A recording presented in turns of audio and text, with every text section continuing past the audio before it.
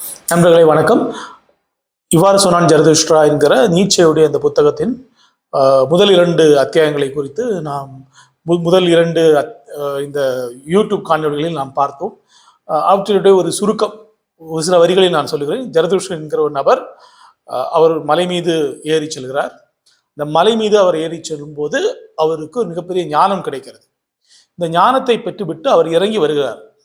இறங்கி வரும்போது ஒரு முதிய அறிஞரை, ஒரு ஞானியை அவர் பார்க்கிறார். அந்த துறவியிடம் அவர் பேசும்போது ஒரு முக்கியமான ஒரு வாக்கியத்தை சொல்லுகிறார். அந்த வாக்கியம்தான் நாம் பார்க்கக்கூடிய அந்த 2வது அத்தியாயத்துடைய கடைசி வாக்கியம், மிக பிரசித்தமான வாக்கியம். இந்த துறவியரிடம் சொல்கிறார், நீ ஏன் இயற்கையுடன் வாழ வேண்டியதுதானே, நீ இதற்காக மக்களிடம் போக வேண்டும் நினைக்கிறாய் அப்படின்னு துறவி கேட்கும்போது இவர் சொல்லுகிறார், நான் இந்த மாதிரி இயற்கையுடன் இருந்து இறைவன் பாடல்களை பாடுவதை நான் அதை ஏற்கவில்லை. நான் மக்கள் மத்தியில் சென்று மக்களுடன் என்னுடைய உணர்வுகளை, என்னுடைய கருத்துக்களை, என்னுடைய கண்டுபிடிப்புகளை நான் பகிர்ந்து கொள்ள விரும்புகிறேன் அப்படின்னு சொல்லிட்டு கீழே வரும்போது அவர் சொல்லுகிறார், இவருக்கு அந்த ஒரு உண்மை தெரியாதா அப்படின்னு அவர் கேட்கிறார். என்ன உண்மைனா, கடவுள் இறந்து விட்டார் என்கிற உண்மை அவருக்கு தெரியாதா அப்படிங்கிற விஷயம். இதை பற்றி நான் பேசும்போது கடந்த காணொளியில் நான் சொன்னேன், கடவுள் இறந்து விட்டாரா என்று நீட்சே கேட்பது ஒரு நேரடி பொருள் அல்ல. சொன்னப்போ இந்த புத்தகத்தினுடைய எதுவுமே நேரடியான பொருளில் நாம் புரிந்து கொள்ளக்கூடாது. அதான் முக்கியமான விஷயம். இது முழுக்க முழுக்க ஒரு குறியீட்டுத்தனமான ஒரு படைப்பு. இது இதை நீங்க ஒரு தத்துவ நாவல்னு கூட நீங்க இதை படிக்க முடியும். ரொம்ப முழுக்க முழுக்க குறியீடுகளால் உருவான ஒரு படைப்பு இது. இப்போ அதுல கடவுள் என்பவர் அடிப்படையில் ஒரு சாராம்சமான அர்த்தத்தின், வாழ்க்கை குறித்த ஒரு சாராம்சமான அர்த்தம். அதை வைத்து நம்முடைய இருத்தலை நாம் புரிந்து கொள்ளும் போது நமக்கு ஏற்படக்கூடிய பிரச்சனைகளை குறித்து நீட்சே பேசுகிறார்.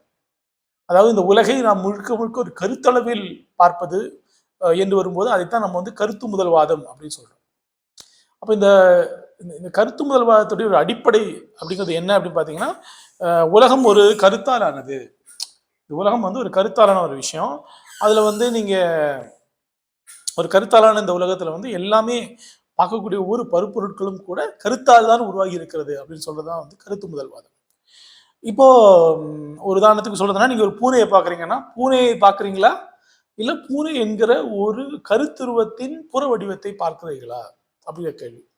அப்புறம் ஒரு கருத்துருவத்துடைய புற வடிவத்தை தான் நீங்கள் பார்க்கும் பட்சத்தில் அந்த கருத்துருவம் என்பது என்ன, பூனை என்கிற அந்த கருத்துருவம் என்ன, அது எப்படி உருவாகி இருக்க முடியும், அதனுடைய எதிரடைகள் என்ன, பூனை என்றால் எதற்கு மாறாக இருக்கிறது அப்படின்னு சிந்தித்து அதனுடைய ஒரு மூலமாக இருக்கக்கூடிய ஒரு அடிப்படை கருத்து என்று ஒன்று இருக்கிறதா என்று தேடி அறிந்து அதன் மூலமாக உலகில் இருக்கக்கூடிய எல்லா விஷயங்களுடைய ஒரு அடிப்படைகளையும் புரிந்து கொள்ளாமல் என்று நினைப்பதுதான் கருத்து முதல்வாதம். பிளேட்டோ ஆரம்பிச்சு வைக்கிறார்.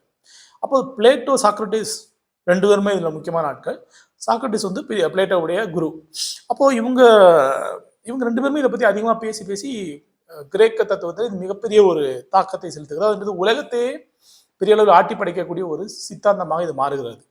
அப்ப இந்த கருத்து முதல்வாதம் என்கிற இந்த விஷயத்தை இவர்கள் பேசிக் கொண்டிருக்கும் போது பின்னர் இந்த பிளேட்டோ, சாக்ரட்டிஸ், அவருக்கு பிறகு வரக்கூடிய அரிஸ்டாட்டில், இவர்களுடைய இந்த சிந்தனை என்பது மெல்ல மெல்ல ஐரோப்பிய அந்த ஒரு பரப்பிலிருந்து காணாமல் போய் அது அரேபியாவுக்கு சென்றது. அரபு மொழியில் அது மொழிபெயர்க்கப்பட்டு அங்கிருந்து மீண்டும் வருகிறது ஐரோப்பாவுக்கு. இந்த இடைப்பட்ட காலத்துல தான் அது கிறிஸ்துவ மதம் இதனால் பெரிய அளவில் தாக்கம் பெறுது. கிறிஸ்துவ மதம் மட்டுமே அல்ல, பல்வேறு அமைப்புகளும் இயக்கங்களும் சித்தாந்தங்களும் இதனால் மிகப்பெரிய தாக்கத்தை பெற்றன. அதனாலதான் நீட்சேயும் சரி, ஹைடகரும் சரி, டெரிடா அப்படிங்கிற அந்த சிந்தனையாளர், டெரிடா அப்படின்னு நம்ம தமிழ்ல சொல்லுவோம், டெரிடா அவர் கூட பெரிய அளவில் சாக்ரட்டிஸையும் அரிஸ்டாட்டிலையும் அதனாலதான் விமர்சிக்கிறார். விமர்சிப்பதற்கான அடிப்படையான காரணம் என்னவென்றால், நம்ம பார்க்கக்கூடிய பல்வேறு விஷயங்கள், இந்த உலகத்தை நம்ம பார்க்கக்கூடிய பல்வேறு விஷயங்கள் ஒரு கருத்தை தெரிந்து கொள்வதற்காக, ஒரு கருத்து அப்படிங்கிறது என்ன, ஒரு கருத்து எந்த அளவுக்கு ஒரு சிந்தனையாக மாறுகிறது அப்படிங்கிறத புரிஞ்சுக்கிறதுக்கான ஒரு ஒரு விஷயமா தான் எப்படி நம்முடைய எல்லா முயற்சிகளுமே இருக்கின்றன. ஆனால் நீங்க கடவுள் இருக்கிறாராங்கிறது செகண்டரி தான். ஏதோ ஒரு வடிவத்தில் கடவுள் இருந்து கொண்டே இருக்கிறார். நீங்க எதை பார்த்தாலும் அதனுடைய லட்சியமான ஒரு பொருள் என்ன அப்படின்னு தேடிக்கிட்டே இருக்கீங்க. நீங்கள் ஒருவரை காதலிக்கும் போது ஒரு உன்னதமான, தூய்மையான, ஒரு மிகச்சிறந்த காதலை அங்க தேடுறீங்க. நீங்க அது என்ன அப்படின்னு நீங்க தேடிக்கிட்டே இருக்கும்போது அதுக்கு ஒரு பொருள் உங்களுக்கு கிடைக்காம இருக்குது. ஏன் அதுக்கு அர்த்தம் உங்களுக்கு துலங்காமல் இருக்கிறது என்றால் அப்படி ஒன்று கிடையாதுங்க. அப்போ எல்லாத்தையுமே வந்து பிரேக் டவுன் பண்ணி ஒரு சின்ன ஐடியாவை நம்ம மாற்றுறோம் இல்லையா, அது வந்து ஏதோ ஒரு இடத்துல நம்மளை மிகப்பெரிய நெருக்கடிக்குள் தள்ளுகிறது, நம்மை வந்து ரொம்ப செயற்கையாக சிந்திக்க வைக்கிறது, நம்முடைய வாழ்க்கையை வந்து ஒரு பெரிய நரகமாக மாற்றுகிறது என்பதுதான் இவர்களுடைய அடிப்படையான குற்றச்சாட்டு. அப்போ இதனாலே தான் வந்து இவங்க தொடர்ச்சியா என்ன சொல்றாங்கன்னா, ஒரு மனிதன் தன்னுடைய இருத்தலை புரிந்து கொள்வதற்கே மிகப்பெரிய தடையாக இந்த பார்வை இருக்கிறது அப்படின்னு சொல்றாங்க. இதனுடைய ஒரு ஒரு ஒரு ஒரு பின்புலத்தில் தான் நீங்க இந்த கடவுள் இறந்து விட்டார் அப்படிங்கிற விஷயத்தை பார்க்கணும். ஏனென்றால் அந்த 20ஆம் நூற்றாண்டுடைய துவக்கத்தில் இப்ப இவர் எழுதுறது வந்து கிட்டத்தட்ட அந்த 20ஆம் நூற்றாண்டுடைய பிற்பகுதியில் தானே நீட்சே அதை சொல்றாரு. அப்போ நீட்சே இதை சொல்லும்போது அவர் வந்து என்ன ஒரு கணிக்கிறாருன்னா, பின்னவனத்துவம் அப்படிங்கிற மிகப்பெரிய ஒரு இயக்கம் உருவாகிறது அல்லவா, அதை அவர் கணிக்கிறார். பின்னவனத்தை வரும்போது என்ன சொல்லுதுன்னா, உண்மை என்று ஒன்று இல்லை, உண்மை பல்வேறுபட்ட உண்மைகளாக இருக்க முடியும் அப்படின்னு அது சொல்லும்போது அது சொல்ல வரக்கூடிய முக்கியமான ஒரு ஒரு கருத்து என்னவென்றால், இந்த உலகத்தில் ஒற்றை கருத்து, ஒற்றை உண்மை என்று ஒன்று இல்லை, இருப்பவை எல்லாமே சமமான முக்கியத்துவம் கொண்ட, சமமான உண்மைத்தன்மை கொண்ட உண்மைகள் தான் அப்படின்னு சொல்லும்போது, எதுவுமே சாராம்சமானது அல்ல அப்படிங்கிற ஒரு இடத்துக்கு அவங்க வராங்க. எல்லாமே கட்டமைக்கப்பட்டது அப்படிங்கிற இடத்துக்கு அவங்க வராங்க. அப்ப இது வந்து ஒரு இந்த உலகத்துக்கு அடிப்படையான ஒரு உண்மை இருக்கிறது என்கிற ஒரு கருத்துல இருந்து ஒரு பெரிய ஒரு ஷிஃப்ட் வந்து இங்க இருக்கு. அப்ப இது என்ன, அப்ப என்னதான் அவங்க சொல்ல வராங்க அப்படிங்கறத வந்து நீங்க புரிஞ்சுக்கணும்னா, நீங்க எந்த ஒரு 20ஆம் நூற்றாண்டோட முக்கியமான ஒரு போஸ்ட் மாடர்ன் பிலாசபரை நீங்க படிச்சாலும் வந்து இந்த விஷயத்தை நீங்க புரிஞ்சுக்க முடியும். யாரை நீங்க படிச்சாலும் உங்களுக்கு ஓரளவுக்கு வந்து யார் இவங்க, என்ன, எதுக்கு இப்படி சொல்றாங்க அப்படின்னு நீங்க வந்து உங்களுக்கு புரிஞ்சுக்க முடியும். எந்த ஒரு முக்கியமான பிலாசபரை நீங்க படிச்சாலும், இப்போ நீங்க ஹைடகரை படிக்கிறீங்க, நீங்க வந்து டெரிடா படிக்கிறீங்க, நீங்க வந்து ஃபூகோ படிக்கிறீங்க, நீங்க வந்து இல்லைன்னா நீட்சே படிக்கிறீங்க, ஏதோ ஒரு முக்கியமான ஒரு அறிஞரை படித்து அவருடைய பார்வையின் வழியாக நீங்க இப்போ சொல்ல வரக்கூடிய இந்த பின்னுத்த பார்வை என்ன நீங்க தெரிஞ்சுக்க முடியும். ஸோ இந்த நீட்சையை படிப்பதும் ஒரு விதத்தில் வந்து உங்களுக்கு வந்து ஒரு பெரிய ஒரு இந்த புதிய சிந்தனை, இந்த பின்னவனத்தை காத்து சிந்தனை குறித்த ஒரு பெரிய ஒரு ஒரு அறிமுகத்தை வந்து உங்களுக்கு கொடுக்கும். ஸோ அதான் வந்து இந்த ஒரு வரிக்கு இவ்வளவு விஷயங்கள், இந்த ஒரு வரிக்கு பின்னால் 1000 ஆண்டு வரலாறு வந்து இருக்கு. ஸோ அது அடுத்து அங்கேருந்து நம்ம அடுத்த அத்தியாயத்துக்கு வருவோம். இறங்கி வரக்கூடிய அந்த மலையிலிருந்து இறங்கி காட்டை கடந்து வரக்கூடிய ஜெரதுஷ்டன் ஒரு நகரத்தை அடைகிறான். அங்க வந்து அவன் வந்து ஒரு சந்தை சதுக்கத்தில் நிறைய மனிதர்கள் குழுமி இருப்பதை பார்க்கிறான் அப்படின்னு நீட்சே சொல்லுகிறார். இப்ப நம்ம இங்க கேட்க வேண்டிய கேள்வி, நான் சொல்றேன் இல்லையா, இந்த புத்தகத்துல ஒவ்வொரு விஷயமுமே ஏதோ ஒரு குறியீட்டு தன்மை இருந்து கொண்டே இருக்கிறது. எதையுமே நீங்க நேரடி பொருளை எடுக்க முடியாது. அப்போ வந்து இந்த மனிதர்களுக்கும் இந்த சந்தைக்கும் என்ன அர்த்தம் இந்த குறிப்பிட்ட அத்தியாயத்தில் இருக்கிறது. வரான், சந்தைக்கு வரான், சந்தையில் நிறைய பேர் குழுமி இருக்காங்க. அங்க வந்து அவன் வந்து ஒரு ஒரு கழைக்கூத்தாடியுடைய ஒரு ஒரு ஆட்டத்தை பார்க்கிறான். ஒரு கழைக்கூத்தாடி ஒரு கயிறின் மீது நடந்து போவதை அவன் பார்க்கிறான். இதான் விஷயம். அப்போ வந்து அவனுக்கு இந்த மனிதர்கள் குறித்த ஒரு பார்வை அவனுக்கு கிடைக்குது. அவன் வந்து சொல்றான், ஜெருஷன் சொல்றான், நான் வந்து உங்களுக்கு வந்து அதிமனிதனை காட்டுகிறேன் அப்படின்னு இந்த அத்தியாயத்தில் அவன் சொல்றான். சொல்லும்போது அந்த மக்களுக்கு யாருக்குமே அது புரியல. அவங்களாம் சிரிச்சுட்டே போறாங்க. இவன் ஏதோ அந்த கை கூத்தாடி மாதிரி இவனும் ஏதோ வேடிக்கை காட்டக்கூடிய ஆள் அப்படின்னு நினைச்சுக்கிறாங்க. இதான் வந்து இந்த அத்தியாயத்திலே சாராம்சமான ஒரு ஒரு கதை என்பது இதுதான். ஆனா அதை தாண்டி நிறைய விஷயங்கள் இதுக்குள்ள இருக்கு. முதல் கேள்வி என்பது இந்த சந்தை அப்படின்னா என்ன அப்படின்னு. இந்த சந்தை என்பது ஒரு வியாபாரம் நடக்கக்கூடிய இடம். கரெக்டா? என்ன அந்த சந்தையில் என்ன நடந்தாலும் அது ஒரு டிரான்சாக்ஷன். டிரான்சாக்ஷன்னா ஒன்று கொடுக்குறேன், ஒன்று எனக்கு கிடைக்குது. இப்போ சந்தையில் வந்து நீங்கள் பார்த்தீங்கன்னா ஒரு இது நடக்கும். அங்கே வந்து பெரிய அளவில் மக்கள் நிறைய மக்கள் திரண்டு ஏதோ ஒரு விஷயத்த கொடுத்து ஒரு விஷயத்த வாங்குறாங்க. உதாரணமாக நிறைய பேர் சேர்ந்து ஒரு இது பண்ணுறாங்க, ஒரு ஒரு டான்ஸ் ஆடுறாங்க அப்படின்னா, அல்லது ஒரு பாட்டு பாடுறாங்க, ஏதோ ஒன்று செய்கிறாங்கன்னா அவங்களுக்கு ஒரு அங்கே ஒரு விஷயம் இருக்கும். அங்கே வந்து அவங்க சேர்ந்து மக்கள்லாம் சேர்ந்து ஒரு ஒரு விஷயத்தை விற்கிறாங்க. பாட்டு பாடினாலும் அது வியாபாரம் ஆகுது. அங்கே நீங்கள் அங்கே ஒரு கை கூத்தாடி மாதிரி ஆட்டம் போட்டாலும் அது ஒரு வியாபாரம் தான். நீங்கள் வந்து ஒரு ஒரு ஒரு சந்தையில் போய் நின்றுட்டு நீங்கள் பேசுறீங்க, நீங்கள் உங்களுடைய மதத்தை நீங்கள் வந்து பிரச்சாரம் பண்ணுறீங்கன்னு வச்சுக்கோங்க, அது ஒரு வியாபாரம் தான். அது ஒரு டிரான்சாக்ஷனாக அங்கே மாறுது. சந்தை அப்படிங்கிறது வந்து ஒரு குறியீடுங்க. ஒன்றை கொடுத்து ஒன்றை பெறக்கூடிய ஒரு இடம் அப்படின்ற ஒரு பொருள் இருக்கு. அது வந்து ஒரு ஒரு நடைமுறை மட்டுமே அல்ல, அது ஒரு சடங்காகவும் அங்கு இருக்கிறது.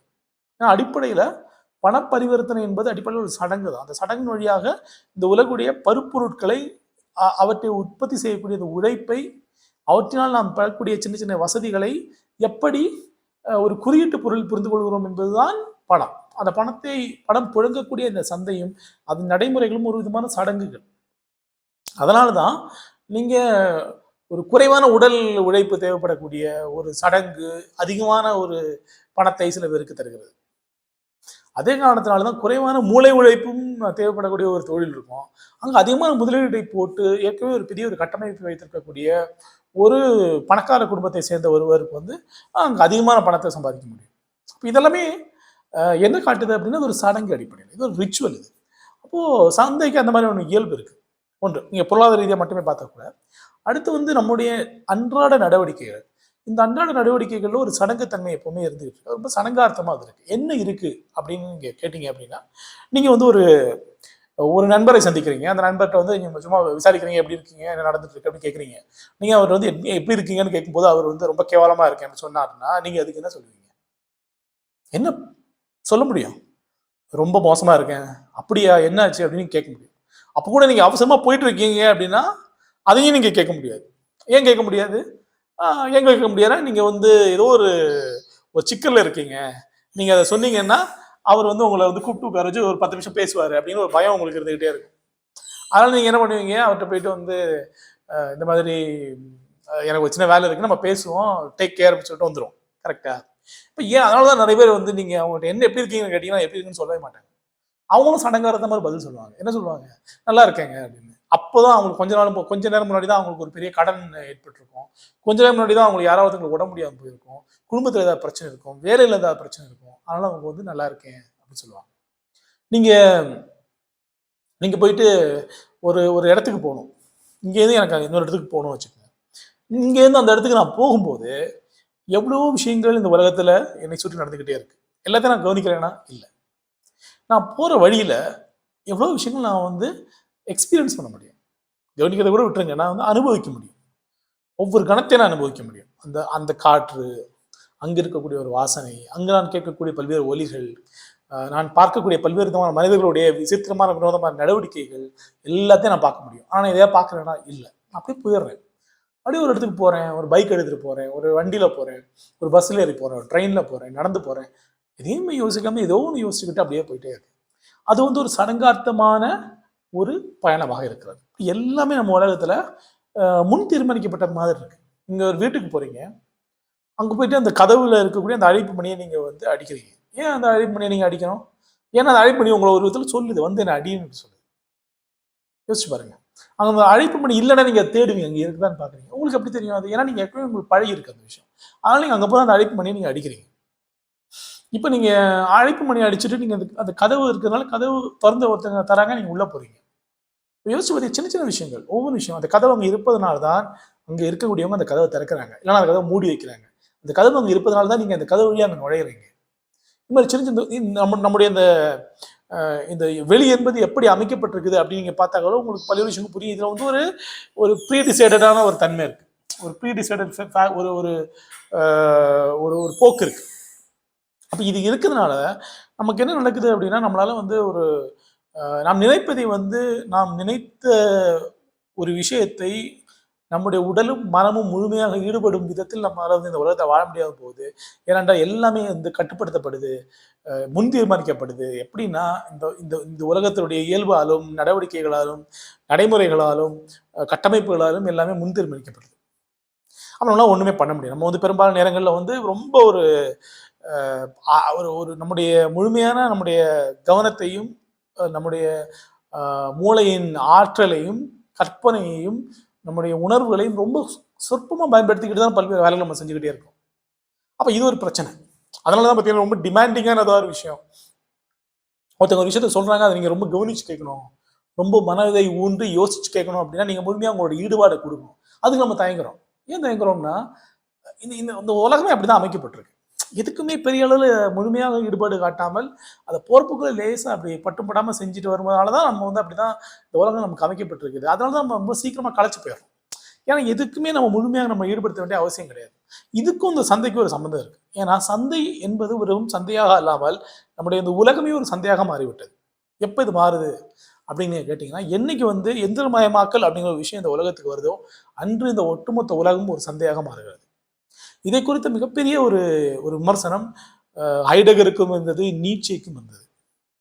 நீட்சே தான் முதல்ல இது ஆரம்பிச்சிருக்கிறார் ஒரு விதத்தில் ஜெர்மனிலன்னு சொல்லுவேன். ஆனால் அவங்களுக்கு கடுமையான ஒரு ஒரு ஒரு எதிர்ப்பை அவர் இதன் மீது காட்டினார்.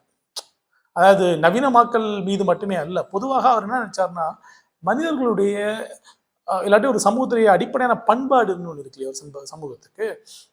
சில நம்பிக்கைகள், பண்பாடுகள் எல்லாமே ஒரு சமூகத்தில் இருக்கும்.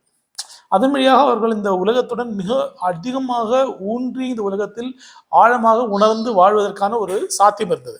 இப்ப என்ன நடக்குது அப்படின்னா, ஒரு இந்த இந்த உலகத்தை அப்படி வந்து ஒரு ஒரு ரொம்ப டீப்பா இந்த உலகத்தை வாழ்வதற்கான ஒரு ஸ்கோப் நமக்கு வந்து இருந்தது ஆக்சுவலி. ஆனா அப்படி இருந்து கூட நம்மளால வாழ முடியாம போறதுக்கான முக்கியமான காரணம் என்பது எல்லாமே வந்து முன் தீர்மானிக்கப்படுது. ஒவ்வொரு விஷயம் வந்து இப்படிதான் இந்த உலகத்துல வாழணும், அப்படி வாழணும்னு எப்பவுமே தீர்மானிக்கப்படுது. எப்படி தீர்மானிக்கப்படுதுன்னா, இந்த உலகத்துடைய ஒரு ஒரு எந்திரத்தில் நீங்கள் ஊடாடும் போது, எந்திரத்தை பயன்படுத்தும் போது, உதாரணமா நீங்க வந்து ஒரு ஸ்கூட்டரை ஓட்டுறீங்க, ஒரு பைக்கை ஓட்டுறீங்க, ஒரு சைக்கிளை ஓட்டுறீங்க. அது எப்படி ஓட்டுங்கிறது அதுதான் சொல்லுது. நீங்க வந்து அதுல உட்கார்ந்துட்டு ஆப்ரேட் பண்றீங்க. கரெக்ட்டா? அப்போ நீங்க நடந்து போகும்போது உங்களுடைய உடல் உங்களை இந்த உலகத்தில் செலுத்துகிறது. நீங்க அந்த இந்த இந்த வெளியின் ஊடாக நீங்க போறீங்க. நீங்க ஒரு சக்கர நாற்காலியில் உட்காரும்போது, சக்கர நாற்காலியுடைய அ அதனுடைய சில இயல்புகள் உங்களுடைய நகர்வை தீர்மானிக்கிறது அல்லவா? அதே மாரி தான். இப்ப இத பத்தி டெலூஸ் வந்து ரொம்ப நல்ல இல்லன்னா வந்து நெறைய முக்கியமான அ பின்னவரித சிந்தனையாளர்கள் இத பத்தி நெறைய பேசியிருக்காங்க. லைட்டர்டு வந்து எனக்கு ஞாபகம் வராரு. இந்த மாரி விஷயங்கள்லாம் பேசும்போது. இப்ப இவங்கலாம் முக்கியமான பின்னவரித சிந்தனையாளர்கள் இவங்கலாம் அத பத்தி பேசியிருக்காங்க. நீட்சே இவங்களுக்கெல்லாம் ஒரு விதத்துல வந்து ரொம்ப முன்னோடியா இருந்திருக்கு. அந்த பார்வைக்கு. எப்படி நம்முடைய நடத்தை, சிந்தனை, வாழ்க்கை எல்லாமே முன் தீர்மானிக்கப்படுது அப்படிங்கிற விஷயம். அப்போ இந்த மாதிரி இருக்கக்கூடிய ஒரு உலகத்தில் ஒருவர் எப்படி முழுமையாக வாழ்வது அப்படிங்கிறது தான் நீட்சியோட முக்கியமான கேள்வி. அதனால அவர் சொல்றாரு, இந்த உலகமே சந்தையாக மாற்றப்படுகிறது. எல்லாமே டிரான்சாக்ஷனலா மாறுது. எல்லாமே சடங்காத்தமாக மாறுகிறது. அப்ப என்ன நடக்குதுன்னா, ஒவ்வொரு விஷயத்துக்கும், ஒவ்வொரு கணத்துக்குமே வந்து நம்ம வந்து ஒரு பொருள் கொடுக்குறோம். எதனுடைய பொருள்? பணத்துடைய பொருளை, பணத்தின் அர்த்தத்தை, பணத்தின் மதிப்பை உலகத்தில் ஒவ்வொரு விஷயத்துக்குமே நம்ம கொடுக்க ஆரம்பிக்கிறோம். இப்ப நான் வந்து இந்த ஒரு குறிப்பிட்ட ஒரு காணொளியை நான் பார்க்கிறேன்னா, எனக்கு அதனால பே ஆஃப் என்ன அப்படின்னு கேட்கணும். எனக்குலாம் என்ன திரும்ப கிடைக்குதுன்னு கேட்கணும். நான் வந்து ஒரு ரோஜா பூவை வாங்கினால் எனக்கு அதுலேருந்து என்ன கிடைக்குது? எனக்கு யாரோ ஒருத்தவங்க வந்து ஒரு வாழ்த்து செய்தி அனுப்புறாங்கன்னா, அதுல எனக்கு என்ன கிடைக்குது? அப்படி நம்ம கேட்கிறோம். ஒவ்வொரு விஷயத்துக்கும் நமக்கு என்ன கிடைக்குது, திரும்ப கிடைக்குதுன்னு கேட்கிறோம். இதை எப்படி செய்யறது? இப்படி எப்படி செஞ்சா வந்து நமக்கு வந்து இந்த இந்த விஷயம் ஏற்றுக்கொள்ளப்படும்?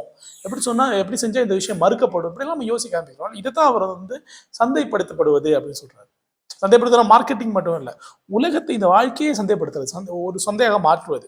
அதனால தான் அவர் சொல்றாரு, நகரத்துக்கு போறது. நகரம் முழுக்க ஒரு சந்தை மாரி இருக்கு அப்படிங்கிறாரு.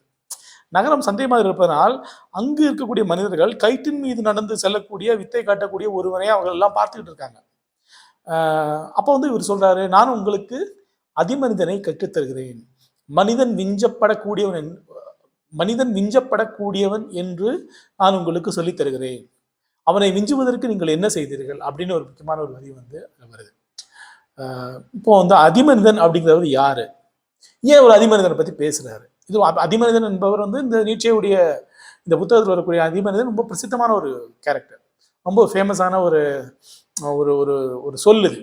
இதை வந்து 2 விதமாக சொல்கிறார்கள் இதனுடைய பொருளை. ஆங்கிலத்தில் வந்து இதை சூப்பர் மேனும் சொல்றாங்க, பியாண்ட் மேனும் சொல்றாங்க. அப்ப அதி மனிதன் அப்படிங்கிற இந்த இந்த சொல்லுடைய அசலான பொருள் என்ன? இதன் மூலமாக நீட்சே என்ன சொல்ல வருகிறார்? அப்படிங்கிற விஷயத்தெல்லாம் இந்த அத்தியாயத்தில் இருக்கக்கூடிய இன்னொரு முக்கியமான ஒரு பகுதி. அதை வந்து நம்ம அடுத்த காணொளியில் நான் இதை பற்றி கொஞ்சம் விரிவாக பேசுகிறேன். இந்த காணொளி குறித்து உங்களுக்கு ஏதாவது சந்தேகம் இருந்தால், சந்தை அப்படின்னா என்ன? சந்தைக்கும் நம்முடைய இருத்தலுக்குமான தொடர்பு என்ன? எப்படி இந்த உலகம் சந்தையாக மாற்றப்படுகிறது? அப்படின்னா நம்முடைய மனம் எப்படி மாறுகிறது? இதை பற்றி உங்களுக்கு ஏதாவது கேள்விகள் இருந்தால் நிச்சயமா வந்து கேளுங்க. அடுத்த காணொளியில் சந்தைக்கும் நம்மளுடைய பிரஜைக்கும் நம்முடைய இருத்தலுக்கும் குறிப்பாக நம்முடைய மனம் என்பது எந்த அளவுக்கு சந்தையால் ஒரு பெரிய தாக்கத்தை, சந்தை என்கிற உருவகம் எப்படி நம்ம மனசுக்குள்ள வருது அப்படிங்கிற பற்றியும் அடுத்த காணொலியில நான் பேசுறேன். உங்களுக்கு ஏதாவது சந்தேகம் இருந்தால் பின்னூட்டத்தில் போடுங்கள். நாம் வாதிப்போம். பாய்.